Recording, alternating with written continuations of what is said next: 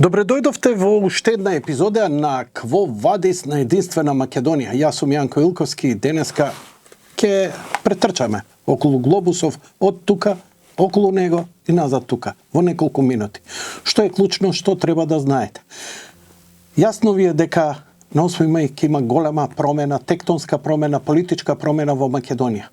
Дека власта оваа која 2 мандата не мрцвари, се изживува, не малтретира и не испокраде до кола кожа како граѓани на оваа земја и не осеромаши како никогаш никој досега, значи окупатор да бил, олку немаше беѓа и зло да направи.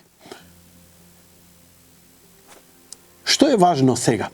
Македонецот секогаш му е една битна. Океј, да гласам за други, да гласам за трети, не за овие, ама за кого се американците?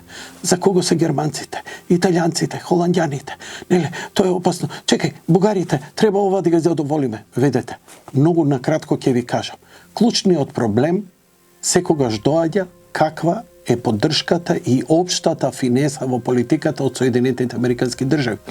Откако се демократите на власт имаме корона, имаме војна во Украина, имаме Јемен, имаме криза со Иран, имаме Сирија и така натаму. Но Доналд Трамп беше научна фантастика дека ќе се врати. Еве го се враќа. Како тоа? Па така што на изборите во рамките на Републиканската партија, добро кажам, он освојува огромен број на гласови. На рейтинзите воопшто во Америка е највисоко место, далеку пред Бајден, кој со сиот тум, колку што му останал кутриот, ќе се кандидира повторно. Океј. Што правиме сега? Сега правиме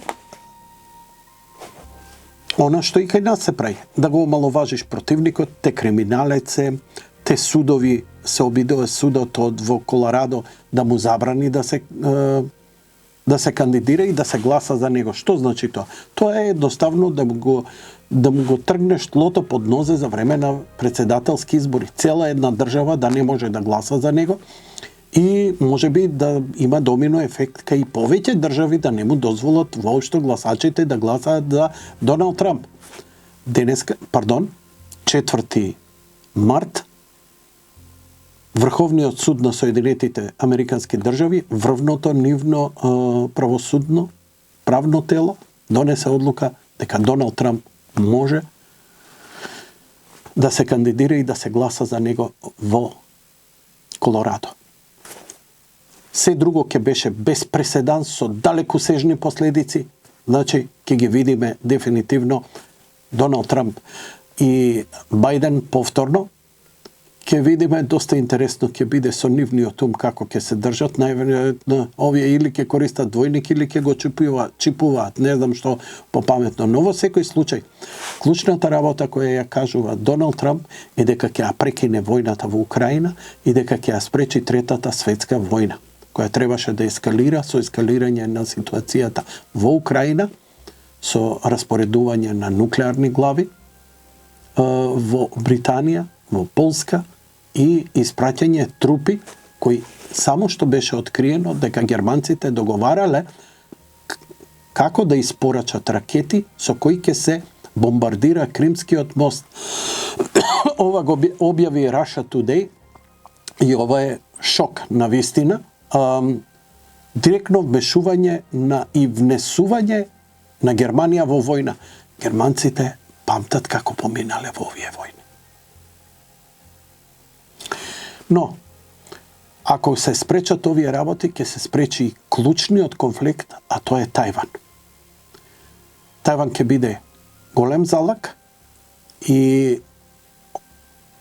демократите нема да бидат на власт за ако има ескалација таму за повраќање на територијата на Кина, која тврди дека е тоа нејзина територија, нејзина земја, но имаше со многу, она играше на долга карта, каде што, нели, и самата еволуција, системска еволуција во земјата, иако е комунистичка еднопартиска, но напредокот технолошки и економски веќе стануваше абсурден затоа што Тајван главната работа беше што трупите на Чанг Вајшек кои пребегаа на Тајван кога изгубија од Мао Цетунг и комунистичката, дека они ќе останат како капиталисти против комунизмот, но таму комунизмот еволуираше на сосема поинакви нивоа, исто како и во Русија и така натаму. Народот сака стабилност, народот сака силни лидери, не сака аморфни, кои поише се занимаваат со маргинални групи, геј, стрейт, транс и така натаму, туку со добробит на мнозинството. Оти кога му е добро на мнозинството на народот, тоа се шири прогресивно на сите.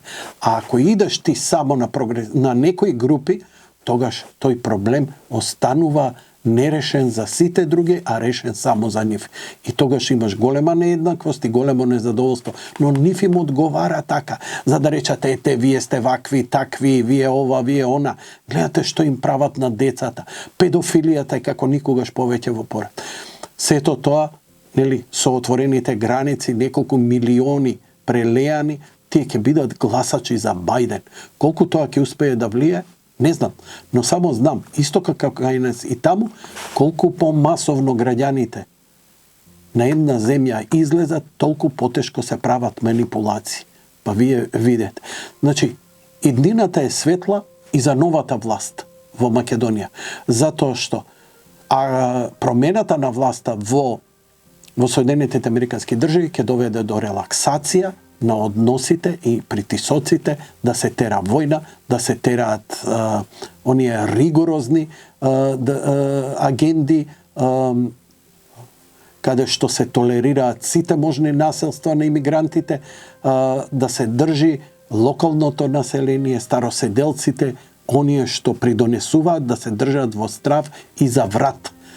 Тоа им е нивната цел, затоа што свесен народ, интелектуално надграден народ никогаш не би гласал за вакви ретардирани дегенерици. Воук, броук, мислам дека го гледам крајот на Воук и тоа е добро. И тоа е добро за сите нас, па дури најмногу за маргиналните групи. Кво вадис? Оди бе во подобро.